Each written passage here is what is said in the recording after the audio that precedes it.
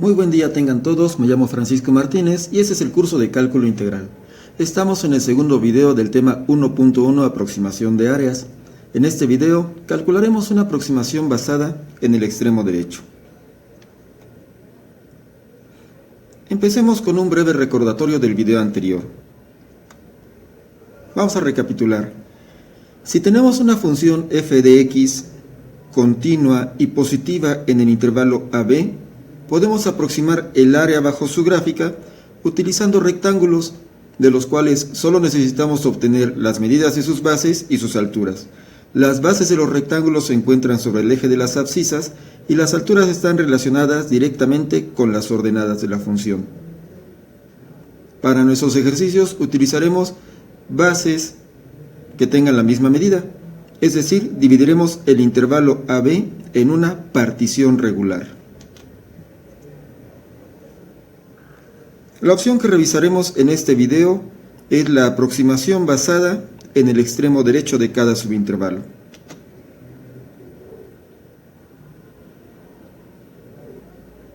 Una vez que dividimos el intervalo AB en n subintervalos, tenemos que mi primer rectángulo tiene su base en el subintervalo formado por x0 y x1. De estos dos valores, el extremo derecho es x1, por lo tanto, la altura del primer rectángulo será y1, o bien la función evaluada en x1. Con esto podemos tener la base y la altura. Si tenemos la base, que es delta x, la altura será y1, o lo que es lo mismo, f de x1. ¿Sí? Que lo podemos también escribir como f de a más delta x. El área de este primer rectángulo será el producto de la base por la altura. Quiere decir que el área será delta x por y1. Lo puedo escribir también como f de a más delta x por delta x. ¿Qué sucede entonces con el segundo rectángulo? Tenemos que el segundo rectángulo tiene una base que va de x1 a x2. Aquí podemos ver que x1 es a más delta x, x2 es a más 2 delta x. De estos dos valores, el extremo derecho es x2. Por lo tanto, la altura del segundo rectángulo será la ordenada en x2. Evaluamos f de x2 y nos da la altura del segundo rectángulo. Entonces tenemos que la altura sería y2 o f de x2, o bien f de a más 2 delta x. Como tenemos ya la base que es delta x y la altura que es y2, podemos calcular el área del segundo rectángulo como delta x, la base, por la altura. Y lo podríamos expresar como f de a más 2 delta x por delta x. Vamos a continuar así hasta llegar al último rectángulo. En el último rectángulo tenemos que la base es el subintervalo que va de x n-1 hasta b, y b ya habíamos dicho que lo podemos llamar xn. De estos dos valores, el extremo derecho es xn, por lo tanto la altura del último rectángulo es la ordenada en xn. H sería yn, o bien f de xn, que escrito de otra forma sería f de a más n delta x. El área de este rectángulo será el producto de la base, que es delta x, por la altura, que es f de xn.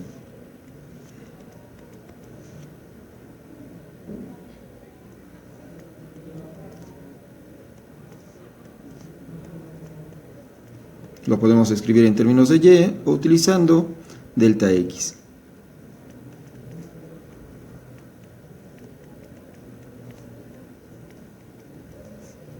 Muy bien, hasta ahorita hemos calculado varias áreas, ¿sí? Y podemos pasar todos nuestros resultados en limpio. En resumen tenemos que para el primer rectángulo la altura está dada por el valor de la ordenada en el extremo derecho del subintervalo, que es y1 o f de x1 o f de a más delta x. Y el área será el producto de la base por la altura. ¿Sí? Esta es mi ordenada por delta x, o bien f de a más delta x por delta x. Mi segundo rectángulo, el que va de x1 a x2, su extremo derecho es x2 y por lo tanto su altura será y2. y2 que es f de x2 o f de a más 2 delta x. Al multiplicar esta altura por delta x tendríamos que el área del segundo rectángulo sería y2 por delta x o f de a más 2 delta x por delta x. Y continuamos hasta llegar al último rectángulo, donde la altura es la ordenada evaluada en el extremo derecho, que sería b o bien xn. La altura sería yn o f de xn o f de a más n delta x. Cualquiera de esas formas es válida para representarlo. Y su área sería el producto de esta altura por delta x. Vamos a obtener ahorita expresiones para encontrar la aproximación basada en el extremo derecho. F, esa sería la aproximación del área basada en el extremo derecho. Como delta x es constante, la podríamos factorizar. Rn sería delta x que multiplica a f de x1 más f de x2 más f de xn. Hay que recordar que x1 es a más delta x, x2 es a más 2 delta x y continuamos hasta xn, que sería a más n delta x. Quiere decir que podríamos reescribir esta fórmula como delta x que multiplica a f de a más delta x, así obtenemos x1 más f de a más 2 delta x, que sería x2, continuamos hasta f de a más n delta x. Esta forma de expresar nuestra aproximación parece ser más complicada, sin embargo, me permite utilizar la notación sigma y escribirla como una sumatoria. Para escribirlo como una sumatoria, vamos a ver desde dónde empezamos. Si tenemos que, vamos a sumar, mis sumanos están compuestos por 1 delta x, 2 delta x, 3 delta x, 4, 5, hasta n delta x. Quiere decir que el coeficiente de delta x va desde 1 hasta n. Entonces podríamos decir que Rn será delta x por una sumatoria que va desde 1 hasta n de f de a más j delta x. En la siguiente diapositiva podemos ver un resumen de estas. Tenemos otra vez la aproximación Rn como f de x1 por delta x, f de x2 delta x2 en forma general, o bien como delta x es constante, la factorizamos y sería delta x por f de x1 más f de x2 más todos los que sigan hasta xn. Y si lo quiero ver como notación sumatoria, que me va a servir más adelante, sería delta x por la sumatoria desde j igual a 1 hasta n de la función evaluada en a más j delta x. Teniendo estas fórmulas podemos resolver nuestro primer ejemplo. Ok, nuestro primer ejemplo es calcular la aproximación basada en el extremo derecho con 4 rectángulos para la función x cuadrada en el intervalo 1 a 3. Tenemos que observar que nuestra función es continua, ¿sí?, en el intervalo 1 a 3 y es positiva, lo que significa que se encuentra sobre el eje x. En primer lugar vamos a calcular el ancho de los rectángulos como delta x, que es b menos a, 3 menos 1, entre 4 rectángulos. 3 menos 1 es 2, 2 sobre 4 es equivalente a 1 medio. Esto significa que el ancho de la base de mis rectángulos es de 1/2 y que nuestros valores de x estarán espaciados a esta distancia, comenzando en x0 que vale 1, x1 que vale 3/2, x2 que vale 2, x3 que vale 5/2 y x4 que vale 3. Entonces, para calcular la aproximación basada en el extremo derecho, con 4 subintervalos, lo que vamos a hacer es, para mi primer rectángulo, bueno, vamos a tomar delta x como factor común. Y para mi primer rectángulo, el extremo derecho estaría en 3/2. Y la altura será la ordenada en 3/2. Esto es f de 3/2. Para mi segundo rectángulo, aquel cuya base va de 3/2 a 2, el extremo derecho está en 2. Y en 2 obtenemos la ordenada, que sería f de 2. Para mi tercer rectángulo, el que va de 2 a 5/2, el extremo derecho estaría 5/2 y con este calculamos la ordenada, f de 5/2. Y para mi último rectángulo, el que va de 5/2 a 3, el valor de 3 es el que me permite calcular la ordenada y por consiguiente la altura del rectángulo.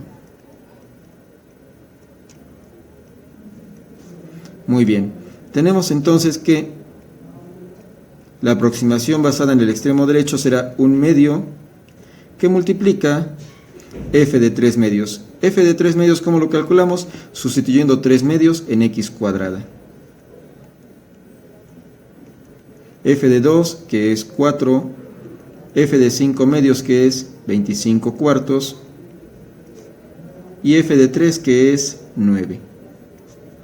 Si quiere decir que la aproximación basada en el extremo derecho con 4 subintervalos será 1/2 de 43 mitades. Ese es el resultado de la suma que tengo en el renglón anterior. Significa que la aproximación será de 43 cuartos. Repasemos entonces qué fue lo que hicimos. En primer lugar tuvimos que calcular delta x y los límites de los subintervalos. Después elegimos el extremo derecho de cada subintervalo para calcular su ordenada y obtener la altura de cada rectángulo. Finalmente calculamos las áreas y las sumamos para obtener el total. El total, R4, es de 43 cuartos. Nos podemos dar cuenta que esto está excedido del área real bajo la gráfica, pero a fin de cuentas es únicamente una aproximación. Teniendo en cuenta este procedimiento podemos resolver los ejercicios de práctica.